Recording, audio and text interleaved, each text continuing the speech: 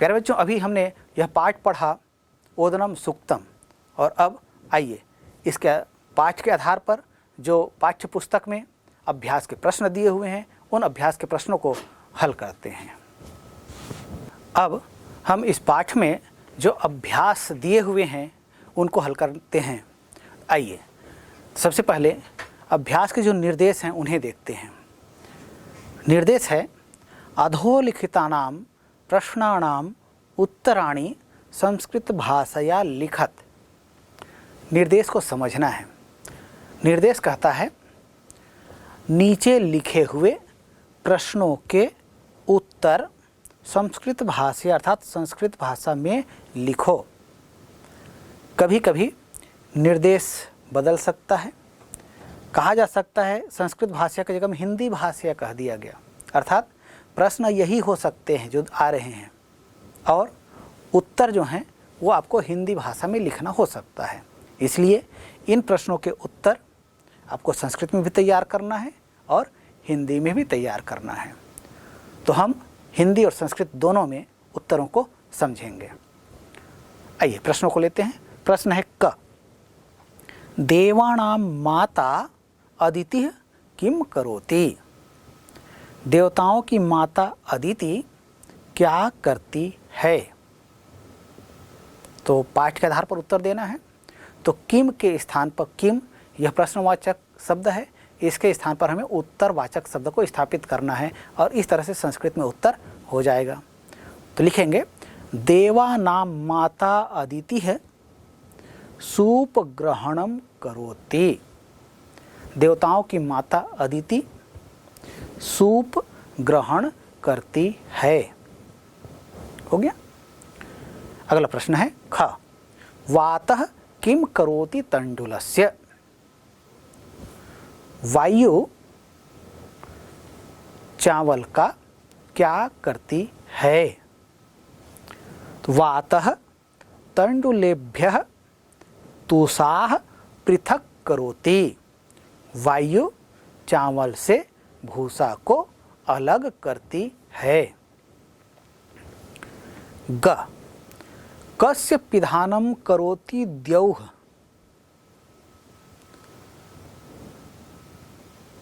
राध्यमानस्य कुंभेः पिधानं करोति द्यौः। अर्थात पकाए जाने वाले कुंभ को ढकने का कार्य करती है आकाश। भोजन पकाने का पात्र इस पाठ में पृथ्वी को बताया गया है और उसको ढकने का कार्य द्यौ करती है, ऐसा उल्लेख आया है। इसलिए उसके आधार पर हम इस प्रश्न का उत्तर देंगे। तो राध्यमानस्य कुंभेः पिधानं करोति द्यौः, अर्थात पकाए जाने वाले भोजन को ढकने का कार्य द्यौ करती है। हो गया उत्तर। आगे घ, तंडुलस्य पाक कार्यम काः कुर्वन्ति। चावल को पकाने का कार्य कौन करता है। तो उत्तर होगा, तो काह के स्थान पर क्या करना है, हमको उत्तरवाचक शब्द लिखना है। तो तंडुलस्य पाक कार्यम ऋतवः कुर्वन्ति, अर्थात चावल को पकाने का कार्य ऋतुएं करती हैं। अगला प्रश्न ङ, सूर्यः चंद्रश्च ओदनश्च। सूर्यः चंद्रश्च ओदनस्य कौ स्तः। सूर्य और चंद्रमा ओदन के अर्थात भात के क्या हैं। तो सूर्य चंद्रश्च ओदनस्य अक्षीण स्तः, अर्थात सूर्य और चंद्रमा ओदन के भात के दो आँखें हैं। च, ओदनेन कस्मै सर्वे लोकाः समाप्याः। भात से कौन सब प्राप्त करते हैं, सभी लोगों को प्राप्त करते हैं। तो ओदनेन यज्ञवचः सर्वे लोकाः समाप्याः, भात से यज्ञ करने वाले समस्त लोगों को प्राप्त करते हैं। अगला अभ्यास है। तो प्यारे बच्चों, ये पाठ के आधार पर कुछ प्रश्न हैं जिसके उत्तर हमने हिंदी और संस्कृत दोनों में कैसे हल किया जा सकता है, क्या इसका उत्तर होगा, इसके विषय में जानकारियाँ प्राप्त किए। और अब हम अगले अभ्यास की ओर आगे बढ़ते हैं। तो अगला अभ्यास है भिन्न प्रकृतिकम पदम चिनुत, अर्थात यहाँ अब कुछ शब्द दिए जाएंगे, उनमें से कौन सा भिन्न प्रकृति वाला है इसकी हमें पहचान करनी होगी। प्रश्न है क, मूसलम, उलूखम, सूर्पम, कुल्या और कुंभी, ये शब्द हैं। अब इन शब्दों में कुछ समानता है और कोई शब्द जो है उसमें वो सब गुण नहीं है। तो कौन सा शब्द है जिसमें वह गुण नहीं है, उस शब्द को हमें अलग करना है। जैसे मूसलम कहा गया है, मूसल कहा गया। उलूखम कहते हैं ओखली को जिसमें धान को कूटा जाता है। सूर्पम कहते हैं जिसमें से धान में से भूसा को अलग करने की प्रक्रिया होती है। कुल्या कहते हैं जिसमें से खेतों में पानी दिया जाता है। और कुंभी कहते हैं जिसमें से भोजन को या अनाज को, भात को पकाया जाता है। तो कुंभी अर्थात भोजन को पकाने का जो पात्र है वह। तो इस तरह से हम देखते हैं तो यहाँ मूसलम जो है, ये जो शब्द दिए गए हैं, शब्द समूह दिए गए हैं, उनमें से यह भिन्न है, तो इसको आपको अलग लिखना है। आगे बढ़ते हैं। ख, दीति, अदिति, कुंती, अंजनी और शकुनी, ये पद हैं। अब इनमें से हम देखते हैं तो दीति, अदिति, कुंती, अंजनी और शकुनी, इनमें से शकुनी जो पद है यह पुल्लिंग का शब्द है और दीति है, अदिति है, कुंती, अंजनी ये स्त्रीलिंग शब्द हैं। तो इसलिए यहाँ से शकुनी जो है यह अलग हो जाएगा, इसको आप अलग लिख लेंगे। ये इसका उत्तर हो गया। आगे बढ़ते हैं। ग, शिरः, मुखम, वस्त्रम, हस्तम, पादम, ये शब्द समूह हैं। अब इनमें से कौन सा भिन्न है इसका हमें चयन करना है। तो यहाँ आप देखें, शिरः यह शरीर का अंग है, मुखम यह भी शरीर का अंग है, वस्त्रम यह शरीर पर ऊपर से धारण किया जाता है, यह शरीर का अंग नहीं है, हस्तम यह शरीर का अंग है, पादम, पादम का मतलब होता है पैर, यह भी शरीर का अंग है। तो शिरः, मुखम, हस्तम, पादम ये सभी जो है शरीर के अंग हैं और वस्त्रम जो कहा जा रहा है यह शरीर का अंग नहीं है, इसको अलग से धारण किया जाता है, इसलिए यह भिन्न पद हो जाएगा वस्त्रम। आगे बढ़ते हैं। घ, बृहस्पति, द्युलोकः, पृथ्वी, वरुणः, शनि। अब इनमें से भिन्न पद का चयन करना है। तो हम देखते हैं बृहस्पति ये देवता भी कहे गए हैं और ग्रह का भी नाम है। पृथ्वी यह भी देवता है और यह भी ग्रह का नाम है। इसी तरह से वरुण और शनि भी ये देवता भी कहे जाते हैं, आकाश में विचरण करते हैं और साथ ही इन्हें देव भी माना गया है, ग्रह भी हैं। और द्युलोकः ये लोक की बात कर रहा है, ये किसी ग्रह की बात नहीं हो रही है, इसमें किसी देवता की बात नहीं कही गई है, इसलिए यह इनमें से भिन्न है। आगे बढ़ते हैं। ग, यज्ञवचः, ऋतवः, वसन्तः, शिशिरः, ग्रीष्मः, इन शब्द समूहों में से भिन्न क्या है देखते हैं। तो यज्ञ वचः मतलब होता है यज्ञ करने वाला या यज्ञ कराने वाला, और ऋतुवः मतलब ऋतुएं, वसंत यह ऋतु का नाम है, शिशिरः यह ऋतु का नाम है, ग्रीष्मः यह ऋतु का नाम है। तो ऋतवः, वसंतः, शिशिरः, ग्रीष्मः, ये सभी ऋतुओं के विषय में कुछ न कुछ जानकारी दे रहे हैं। या तो ऋतुओं के नाम है या ऋतु समूह को नाम बताते हैं। लेकिन यज्ञवचः, ये यज्ञ करने वाला या यज्ञ कराने वाला की जानकारी देता है, मतलब यह अलग है। तो यहाँ से भिन्न पद आप अलग कर लीजिए, यज्ञ वचः। तो इस तरह से आप भिन्न पद क्या हैं उनके अलग अलग आधार होते हैं, जिनके आधार पर उन्हें आप अलग कर सकते हैं। आइए आगे बढ़ते हैं। और अब हमारा अगला अभ्यास जो है वो रिक्त स्थान से संबंधित है। ध्यान दीजिएगा, रिक्त स्थान से संबंधित जब प्रश्न पूछा जाता है तो किसी वाक्य में से कोई एक शब्द या दो शब्द जो है वहाँ से हटा दिया जाता है और उसको हमें स्थापित करना होता है। कभी कभी रिक्त स्थान भरने के लिए, रिक्त स्थान की पूर्ति करने के लिए शब्दों का समूह दिया जाता है, उनमें से चयन कर करके हमें लिखना होता है। और कभी कभी ऐसा भी होता है कि वहाँ शब्द का संकेत दिया जाता है, कोई शब्द लिख दिया जाएगा, उसका क्या रूप, सही रूप उस वाक्य में होना चाहिए, उस शब्द का सही रूप बनाकर वहाँ रिक्त स्थान की हमें पूर्ति करनी होती है। तो आइए देखते हैं यहाँ किस तरह का रिक्त स्थान दिया जा रहा है। तो सबसे पहले निर्देश, निर्देश है कोष्ठकांतर्गतेषु शब्देषु उपयुक्तानां विभक्तिं योजयित्वा रिक्तस्थानानि पूरयत। अर्थात कोष्ठक के अंतर्गत दिए गए शब्दों में से उपयुक्त विभक्ति का योग करके रिक्त स्थानों की पूर्ति कीजिए। तो अभी जो वाक्य दिए जा रहे हैं उनमें शब्द समूह अलग से नहीं दिया गया है। कोई एक शब्द दिया जाएगा, उसका उचित विभक्ति रूप, उस शब्द में उचित विभक्ति रूप लगा करके हमें रिक्त स्थान की पूर्ति करनी है। आइए हम प्रश्न देखते हैं। प्रश्न क, असुराणाम रिक्त स्थान दीतिः शूर्पमस्ते।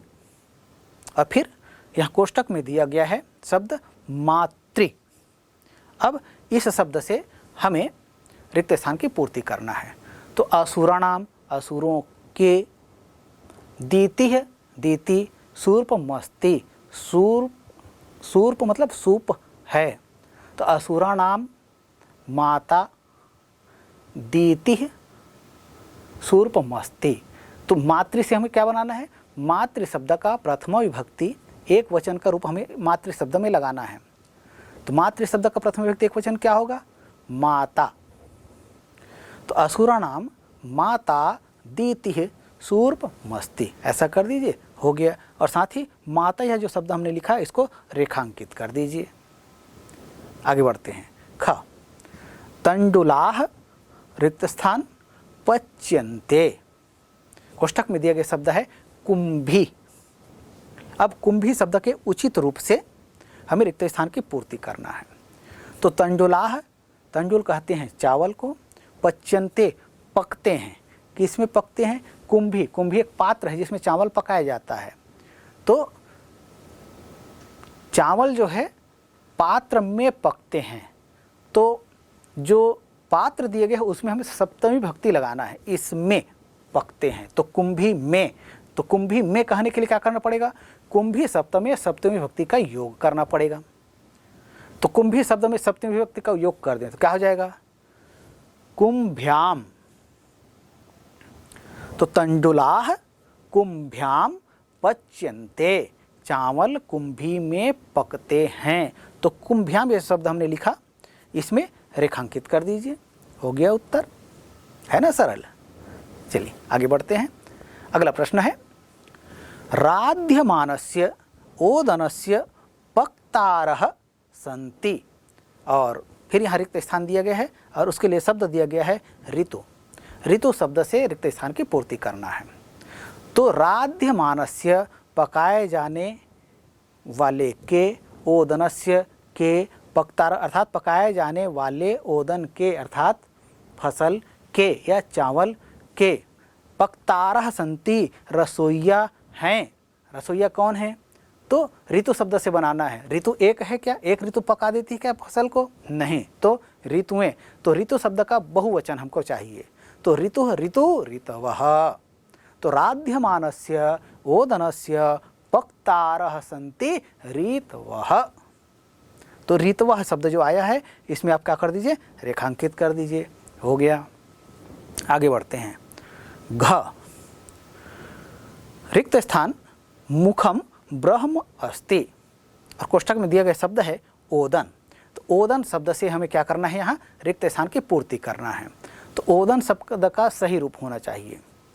तो मुखम ब्रह्म अस्ति, ब्रह्म जो है मुख कहा गया है, किसका कहा गया है, ओदन का।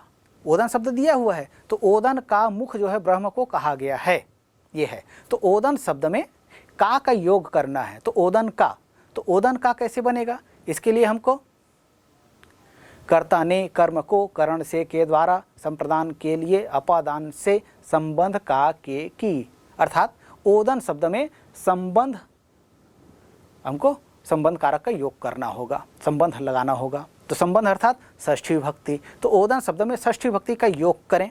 तो ओदन में षष्ठी विभक्ति का योग करेंगे तो रूप क्या होगा, जैसे बालक शब्द में हम षष्ठी विभक्ति का योग करते हैं तो बालक से बालकस्य बनता है। तो ओदन से क्या बनेगा, ओदनस्य। तो ओदनस्य मुखम ब्रह्म अस्ति। तो ओदनस्य अर्थात भात का मुख ब्रह्म है, ये हिंदी में अर्थ हो गया। तो ओदनस्य यह शब्द हम लिखा है, इस शब्द को आप रेखांकित कर दीजिए। हो गया।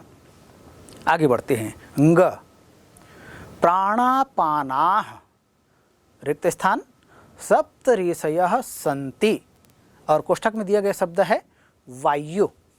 तो वायु शब्द से रिक्त स्थान की पूर्ति करना है।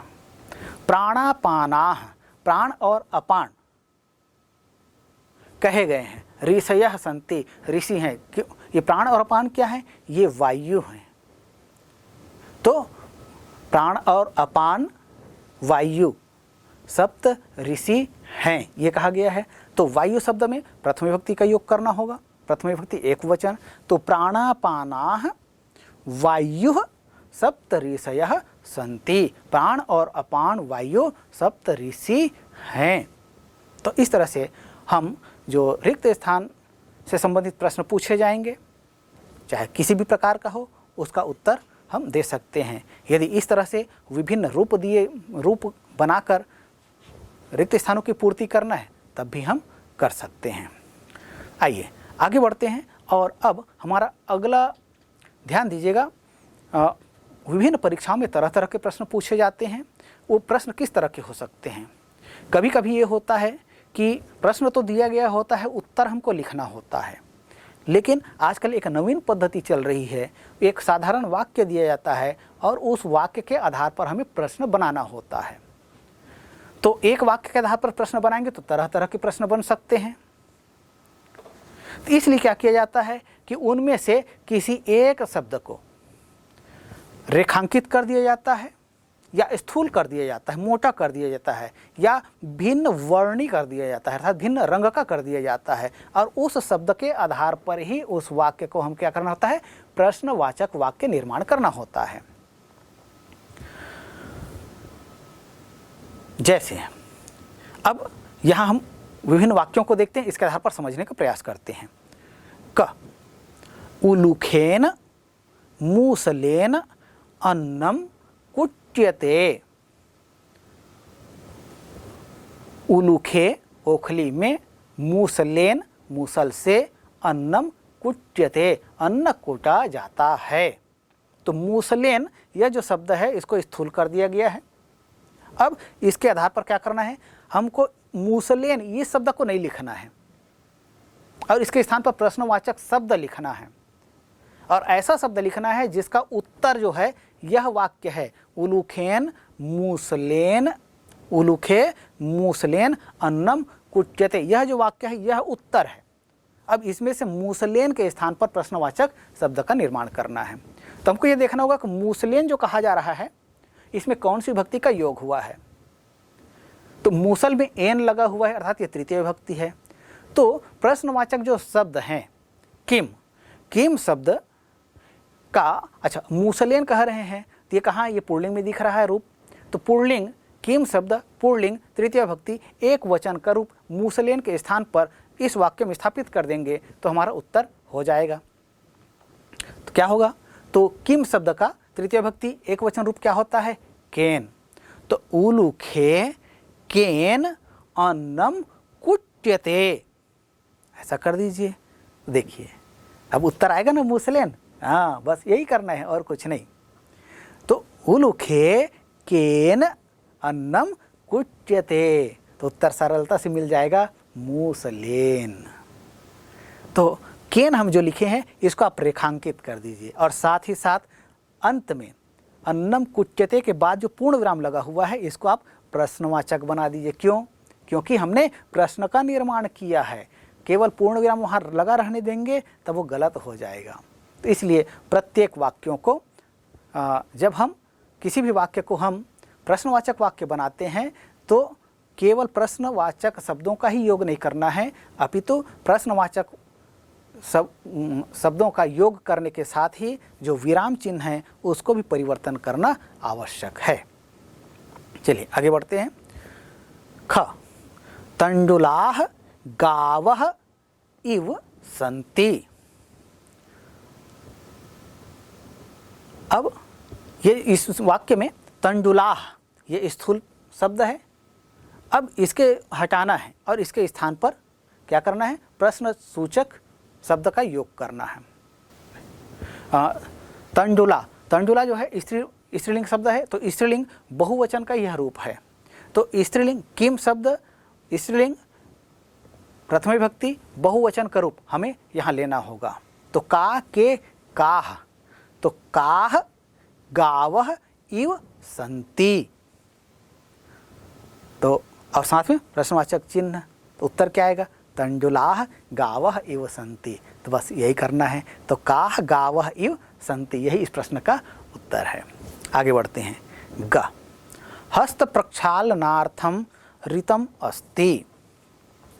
ऋतम को यहाँ पर स्थूल किया गया है, तो ऋतम को हटाना है और किम का रूप कम ले आना है। तो हस्त प्रक्षालनार्थम कम अस्ति हो गया, ऐसा कर दीजिए।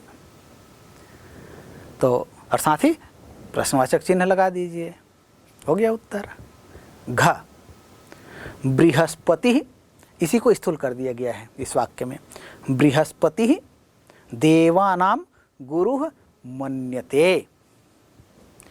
अब बृहस्पति ये पुल्लिंग का शब्द है, प्रथम विभक्ति एक वचन का है, तो इसलिए किम शब्द पुल्लिंग प्रथम विभक्ति एक वचन का रूप होता है कह, इसको बृहस्पति के स्थान पर स्थापित करेंगे तो रूप बन जाएगा कह देवानाम गुरुः मन्यते। और साथ में कह जो अभी लिखा हमने उसको रेखांकित कर दीजिए और साथ ही वाक्य के अंत में प्रश्नवाचक चिन्ह लगा दीजिए, हो गया उत्तर।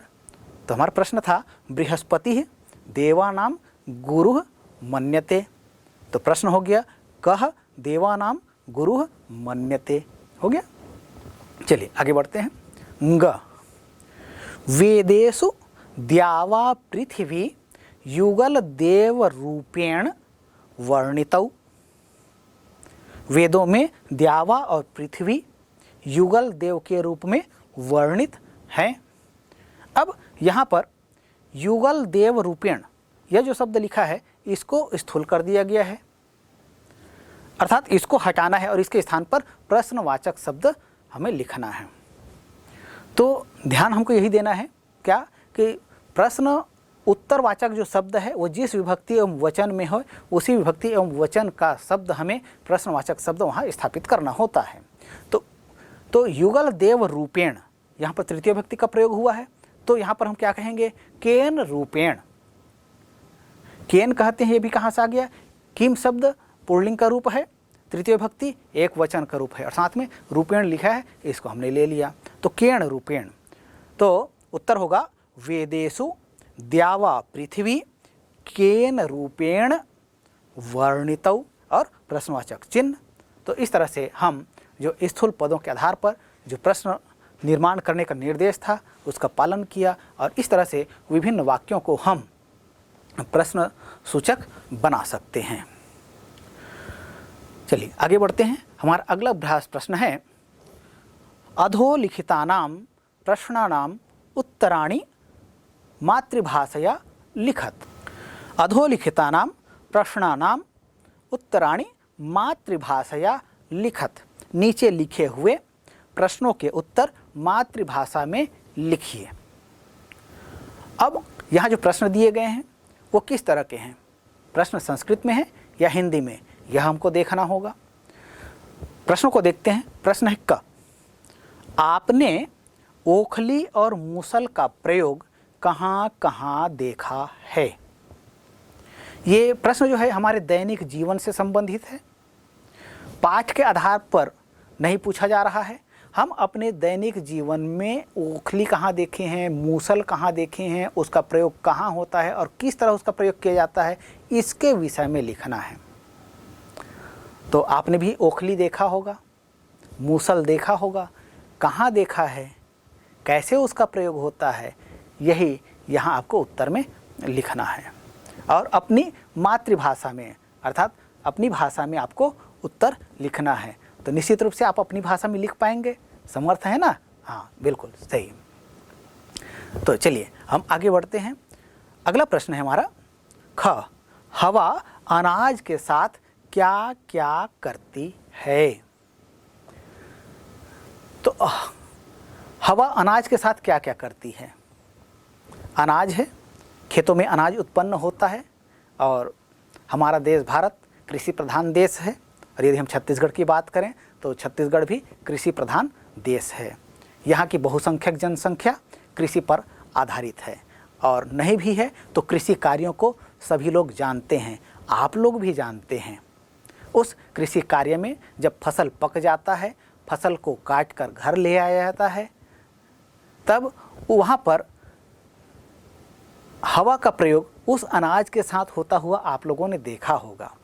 उस अनाज से भूसे जो होते हैं, उन भूसों को अलग करने के लिए हवा का प्रयोग किया जाता है। तो हवा करने के तरह तरह के साधन होते हैं। प्राकृतिक साधन का भी उपयोग होता है। जैसे आप लोगों ने देखा होगा, इस तरह से सूप के माध्यम से, सूपा के माध्यम से कुछ लोग जो है जब तेज़ हवा चलती है उस समय अनाज को क्या करते हैं, धीरे धीरे करके देखिए किस तरह से वो गिरा रहा है। तो ऐसा गिराते हैं तो उससे क्या होता है, जो अनाज के दाने हैं वो नीचे गिरता जाता है और भूसे जो हैं वो उड़ के दूर चले जाते हैं। तो इसी तरह से और कौन कौन सी क्रियाएं हैं जो अनाज के साथ में हवा करती है, तो उसके विषय में अपना अनुभव आपको लिखना है। चलिए आगे बढ़ते हैं। अगला प्रश्न है ग, अनाज के भूसे का कौन सा गुण मशक से मिलता है? अनाज आप जानते हैं, भूसा भी आप जानते हैं, मशक कहते हैं मच्छर को।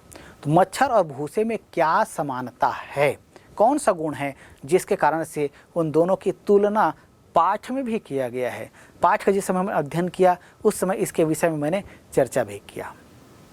तो आप देखते हैं कि भूसा क्या करता है, अनाज से अलग तो होता है, लेकिन साथ ही जो अनाज से भूसा अलग करने के कार्य में लगे होते हैं उनके साथ वह भूसा जाकर चिपक जाता है। किस तरह से चिपक जाता है? जैसे मच्छर हमारे शरीर में आकर चिपक जाता है और हमारा शोषण करता है, उसी तरह से तो उसे हमें क्या करना पड़ता है, बलपूर्वक या प्रयत्नपूर्वक उसे हटाना पड़ता है।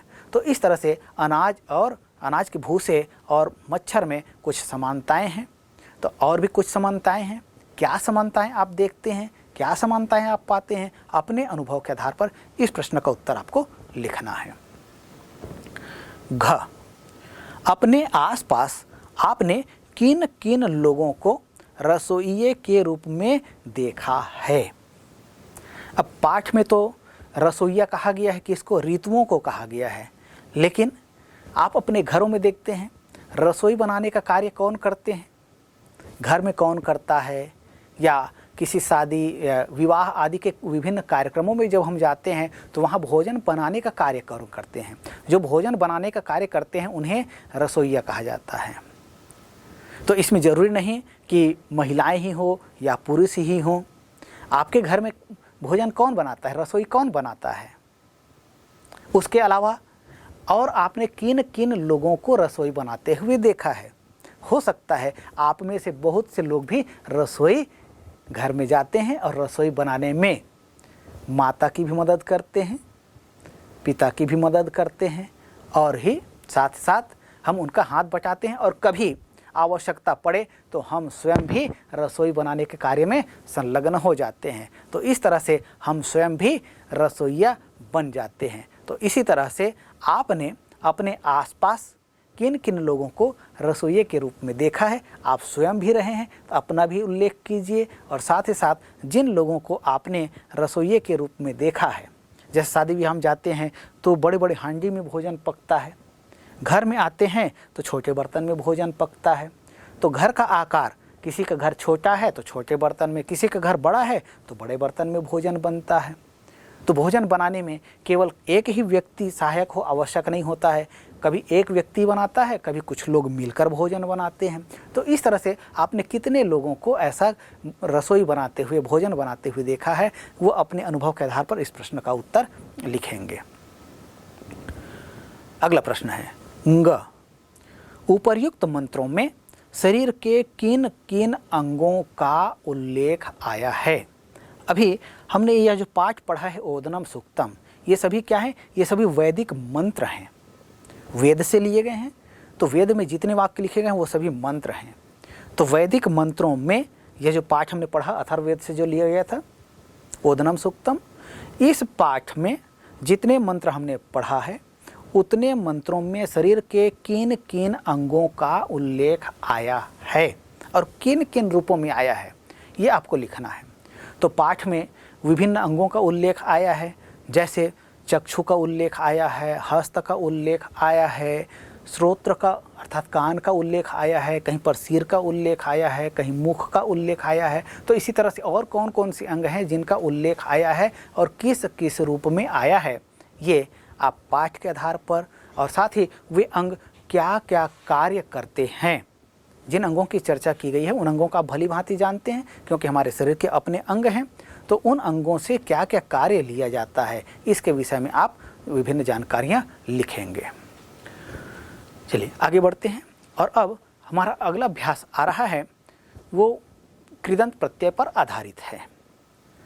सभी जानते हैं कि जितने कृदंत प्रत्यय हैं उन सभी का योग जो है धातु के साथ लगता है, क्रियाओं के साथ लगता है, इस कारण से उसका नाम जो है कृदंत है। कृत धन अंतः इति कृदंतः, अर्थात क्रिया के साथ लगने वाले जो प्रत्यय होते हैं उन्हें कृदंत प्रत्यय कहा जाता है। तो ऐसे ही इस पाठ में हमने एक शब्द देखा था पक्तारः, ये शब्द कैसे बना इसकी हमने चर्चा किया था। तो यहाँ उदाहरण के रूप में दिया गया है, प्रश्न का निर्देश है त्रिच प्रत्ययांतानां नवीनानां शब्दानां निर्माणम कुरुत, अर्थात त्रिच प्रत्यय पर आधारित नवीन शब्दों का निर्माण कीजिए। यथा, यथा का मतलब होता है जैसे, एक उदाहरण दिया गया है। क्या उदाहरण दिया गया, पच धन त्रिच, पच में, पच धातु में जब त्रिच का प्रत्यय का योग होता है तब रूप बनता है पक्ता, और इसका तात्पर्य होता है पकाने वाला। अर्थात त्रिच प्रत्यय का योग जब किसी धातु में होता है तब वह वाला अर्थ देने वाला होता है। इसी तरह से जो कुछ अलग अलग धातुएं दी हुई हैं उन धातुओं में त्रिच प्रत्यय का योग करना है और उनसे क्या नया शब्द बनता है ये हमको लिखना है। तो नी धातु, नी का मतलब होता है ले जाने वाला, ले जाना, नी का मतलब होता है ले जाना। तो नी धातु में जब त्रिच प्रत्यय का योग होता है तब उसका रूप बनता है नेता, अर्थात नेतृत्व करने वाला या ले जाने वाला। क्री, क्री का मतलब होता है करना, और क्री धातु में जब त्रिच प्रत्यय का योग होता है तब इसका रूप बनता है कर्ता, अर्थात करने वाला। दा, दा का मतलब होता है देना, दा धातु में जब त्रिच प्रत्यय का योग होता है तब रूप बनता है दाता, मतलब देने वाला। वच, वच का मतलब होता है बोलना या कहना, और वच धातु में जब त्रिच प्रत्यय का योग होता है तब रूप बनता है वक्ता, अर्थात बोलने वाला या कहने वाला। श्रु, श्रु का मतलब होता है सुनना, श्रु धातु में त्रिच प्रत्यय का योग होता है तब रूप बनता है श्रोता, अर्थात सुनने वाला। तो इस तरह से वाला रूप बनाने के लिए त्रिच वाला अर्थ में किसी शब्द को बनाने के लिए त्रिच प्रत्यय का योग होता है। तो इस तरह से विभिन्न जो कृदंत प्रत्यय हैं इनके विषय में आप जानकारियां रखते हैं, जानते हैं। और यहाँ पर जो अभ्यास दिया गया था वह है त्रिच प्रत्यय। और आइए आगे बढ़ते हैं। हमारा अगला अभ्यास का प्रश्न है, छत्तीसगढ़ को धान का कटोरा कहा जाता है। अपनी भाषा में धान की रोपाई, निंदाई, कटाई के गीतों का संग्रह कीजिए। तो प्यारे बच्चों, हम में से अधिकांश लोग खेती किसानी के विषय में जानते हैं। अधिकांश लोग कृषि परिवारों से जुड़े हुए हैं, कृषि कार्यों से जुड़े हुए हैं। और आप सभी जानते हैं हमारा प्रदेश छत्तीसगढ़, जिसे धान के कटोरा के नाम से भी जाना जाता है, तो यहाँ कृषि कार्य से संबंधित जो विभिन्न क्रियाएं होती हैं, चाहे खेत जोतने की बात हो या फसल बोने की बात हो, बीज का छिड़काव करने की बात हो, या धान को रोपने की बात हो, या धान में से जो अवांछित तत्व होते हैं उनको निंदाई करने का कार्य हो, धान में दवाई छिड़कने का कार्य हो, खाद डालने का कार्य हो, पानी देने का कार्य हो, या फसल की कटाई करने का हो, या कटाई के बाद उसे संग्रहित करने का कार्य हो। ये विभिन्न जो क्रियाएं होती हैं, इन क्रियाओं के आधार पर विभिन्न क्षेत्रों में तरह तरह के लोकगीत प्रचलित हैं। तो ऐसे ही लोकगीत आपके क्षेत्र में भी प्रचलित होंगे। तो उन गीतों को आपको संग्रह करके अपनी टिप्पणी पुस्तिका में लिखना है। तो गीत किस तरह के होते हैं, आइए एक नमूना हम देखते हैं।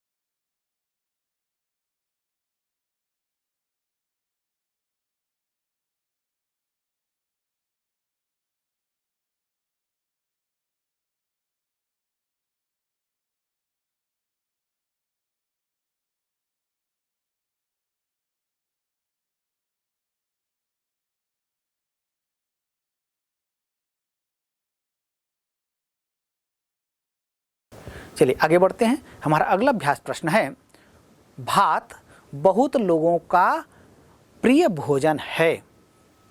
वैसे भी हम सभी छत्तीसगढ़ वासी हैं और छत्तीसगढ़ में धान अधिक उत्पन्न होता है और यहाँ धान से जो चावल बनता है उस चावल से भात बनता है और वो भात से तरह तरह के व्यंजन भी बनते हैं। भात को तो हम खाते ही हैं, भात के अलग अलग रूप में भी माने चावल का अलग अलग रूप होता है, उसका भी हम उपयोग अपने भोजन में करते ही हैं। तो भात बहुत सारे लोगों का प्रिय भोजन है। कक्षा के बच्चे अर्थात आप सभी लोग अपने प्रिय भोजनों की सूची बनाएं और उनके संस्कृत शब्द लिखें। अर्थात चावल का हम किस किस तरह से उपयोग करते हैं, न केवल चावल का अपितु हमारे जो भोज्य पदार्थ हैं उन भोज्य पदार्थों को संस्कृत में क्या कहा जाता है। तो भोज्य पदार्थों के नाम अपनी भाषा में अर्थात हिंदी में और संस्कृत में ये हमको लिखना है। तो निश्चित रूप से आप सभी जानते हैं, जैसे इस पाठ में हमें बहुत से शब्द भी मिले हैं, इसके अलावा और कई तरह के शब्द होते हैं। जैसे उदाहरण के रूप में कुछ शब्द हम यहाँ देखते हैं, जैसे हम पायसम कहते हैं, पायसम कहा जाता है खीर को, सस्कुली कहा जाता है पूरी को, अपूपह कहा जाता है पुआ को, भक्तम कहते हैं भात को, या ओदनम भी कहते हैं, भात को ओदनम भी कहा जाता है, कृसरह कहा जाता है खिचड़ी को, रोटिका कहा जाता है रोटी को, मोदकः कहा जाता है लड्डू को, सूचिका कहा जाता है सेवई को, परपट्टः कहा जाता है पापड़ को, पुपिका कहा जाता है पराठा को, मिष्ठान्नम कहा जाता है मिठाई को। तो इस तरह के और भी अनेक शब्द हैं, अर्थात अनेक पदार्थ हैं जो हमारे भोजन में शामिल हैं। तो भोजन में शामिल उन सभी शब्दों के नाम हिंदी भाषा में और साथ ही संस्कृत भाषा में हमें लिखना है। तो इस तरह से हम यह जो पाठ है, तो आप अपने चारों ओर जितने भोजन पदार्थों को भोज्य पदार्थों को जानते हैं, जितने अनाजों को आप जानते हैं, जितने साग सब्जियों को जानते हैं, उन सब के नाम भी इसी तरह से हिंदी में और संस्कृत में लिखिएगा। प्यारे बच्चों, अभी हमने अध्ययन किया पाठ ओदनम सूक्तम, और इस पाठ के आधार पर हम अपने दैनिक जीवन से जुड़ी हुई बहुत सी चीज़ों को एक बार पुनः स्मरण करने में और अपने दैनिक जीवन लोकगीतों की ओर, और साथ ही संस्कृत की बात करें तो उसमें व्याकरणिक तत्व हैं इनकी ओर, और हमारे जो वैदिक साहित्य है इनमें जो निहित ज्ञान है, ज्ञान राशि है, किस तरह से वेदों की रचना हुई है, वेदों में किस तरह ज्ञान राशि निहित है, इसके विषय में परिचय प्राप्त किया। निश्चित रूप से इस पाठ के आधार पर हमारी संस्कृत के प्रति अध्ययन अध्यापन की जो रुचि होगी, पढ़ने की रुचि होगी, वो उसमें वृद्धि होगी, और हम अपने दैनिक जीवन में आने वाली वस्तुओं को संस्कृत में क्या कहते हैं इसको भी जानने का एक ठोस प्रयास कर सकेंगे। इसके लिए इस पाठ के माध्यम से रुचि जागृत हुई है, ऐसा मैं मानता हूँ। अंत में सर्वेभ्यो नमो नमः।